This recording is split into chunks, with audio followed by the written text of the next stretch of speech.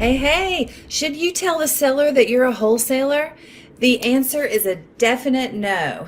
Hi, I'm Chris Thomas, and this is Land Flipping 101, where you can learn how to earn your financial freedom through land investing, even if you're a complete beginner with no experience, because I'm sharing with you exactly how I'm successfully doing it. I help real estate entrepreneurs earn 100% ROI by flipping land, like some people flip houses, and while working the whole business online without ever having to visit the property or even fix anything. And a lot of people look at ROI as the single most important metric, but I don't, because if my ROI is 10,000%, but I only made $4,000, I really don't get too excited. So I'm targeting deals with market values over $40,000. So I can buy at 25% or like around $1,000 or $10,000 and then sell it below market value for $30,000 ish. So I'm accomplishing 100% ROI and I'm earning at least a $20,000 profit. Now that's what I'm talking about. The key to my success has been consistent daily action. And you cannot scale unless you're sending mail. How do you like that for a rhyme? Todd Lipinski is going through my training right now, and he asked, why do you train us to mail weekly at, let's say, 1,000 pieces per week instead of monthly at 4 or 5,000? I thought that was a great question because, you really need to mail consistently to build momentum. Your success today has a lot to do with actions that you took 2, 3, even 6 months ago. And then number 2, you need to be able to physically handle all of the responses that you receive. And a nice steady stream of responses makes it more manageable. You'll be doing all of the tasks in the very beginning. Hey, Michael, how's it going? All right, so in the private Facebook group, I noticed Cecilia Arnulfi asked, she was asking questions about websites and automation. So I just want to take a moment and tell you that if you are starting out in land flipping, it's very tempting to sign up for the CRM to try to automate everything. But I want to caution you not to try automation as a beginner, because setting up automation just takes a lot of thought. And I would recommend that you get started and get results first. And then once you know what you need, you can automate to scale it up, just like I did. Hey, Chantel. I was talking to another land investor who was crying about a deal he purchased. You see, he went out and he did everything online, just like I do. But after closing, he figured out that the property he purchased was a literal dumping ground. Literally. There was garbage piled up. There was grass clippings from a neighbor, and it was just a real eyesore. So how could he have avoided this type of problem? And how do I avoid this? Because I don't ever go visit the property, right? Right. That's exactly right. So how do I actually know that I'm getting a nice piece of land? Well, my strategy is to put it under contract to purchase and then do the due diligence. The number one way to check and be sure you're not buying a dumping ground is to be sure that you're getting eyes on the property in another way. One of the key ways that I do this is by hiring a photographer or a drone pilot to get some images of the property. I need them for my marketing anyway, right? So it's a pretty small expense to pay to get eyes on it. I'm still working remotely, but I'm making sure to do the due diligence of getting the eyes on it. I just don't have to get my eyes on it, okay? This also plays into my strategy of holding the contract for up to 6 months when I sign it with the seller. All right. Good to see all of you here. Today's topic is, should you tell the seller that you're a wholesaler? The answer is a definite no. And there are some people out there who think that wholesaling is an unethical practice. After all, you're getting the contract from a seller at a lower price as if you're the buyer, right? Then you're assigning it or you're flipping that contract to a real buyer for a higher price without doing any work. I'm going to discuss really 3 major moral dilemmas that some people have with wholesaling, and then talk about the truth about why wholesaling real estate helps people in trouble. So, wholesaling as a business practice is really when you intentionally get a legally binding contract with a seller to buy a property at a discount with the intent to assign or flip the contract to a real buyer for a fee. So, for example, if you execute a purchase and sale agreement with a seller for $10,000 as the buyer, and then you flip that contract either via an assignment or double close or simultaneous close to another person for, let's say, $20,000, in the end the seller gets the $10,000 you agreed on, the buyer pays $20,000, and you make $10,000 in the middle. You call it a wholesale fee. Now, that's an explanation of wholesaling probably in its most simple form. The end buyer closes with the seller using the wholesaler's contract, and then the wholesaler gets paid a wholesale fee in the middle. All right, technically, that's not really what I'm doing, because I'm actually closing and taking title on the property from the seller. I am the buyer, and I have an equitable interest in the property by having a fully executed contract with the seller that states that I'm the buyer. It's really nobody's business what I intend to do with the property after I buy it from the seller. All that really concerns the seller is my agreement to buy the property. Only after I close with the seller will I then go and close with an end buyer. It may sound a little bit like splitting hairs, especially because I try to do all of that on the same day, but technically it is different.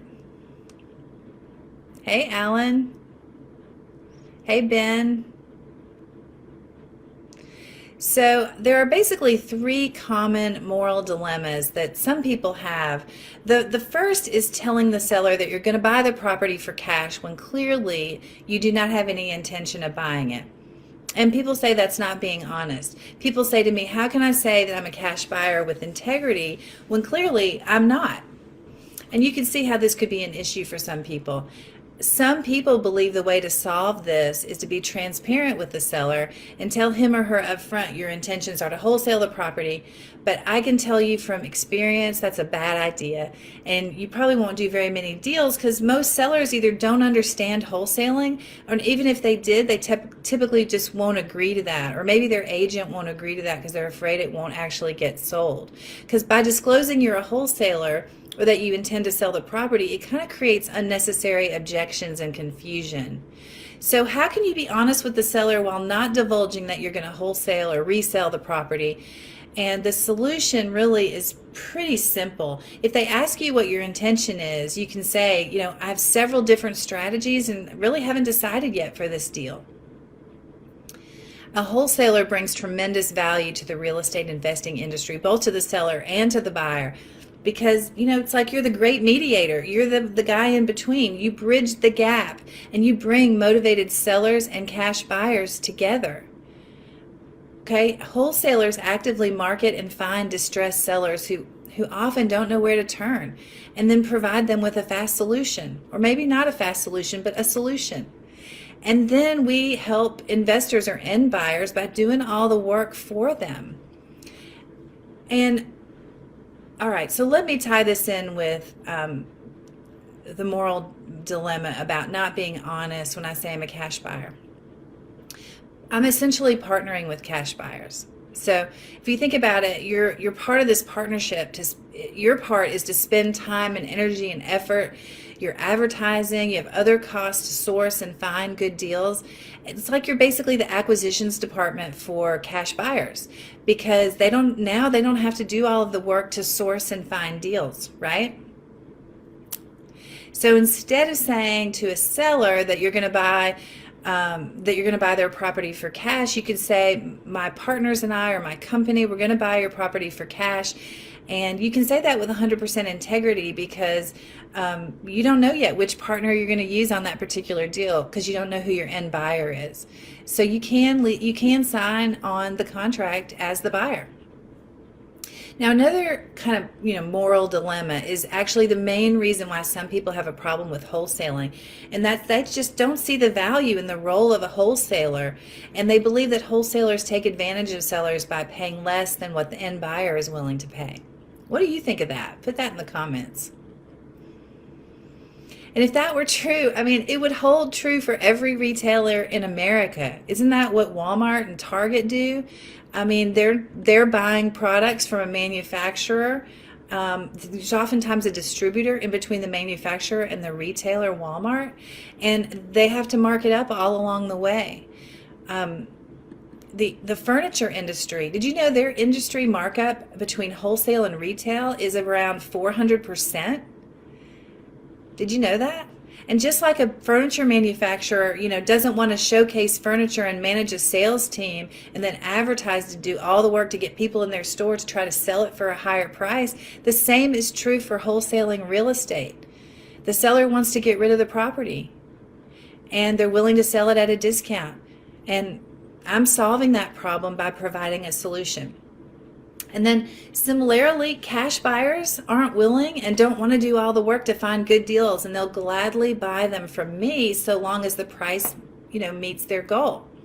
No one is forcing the seller to accept the offer that I'm making.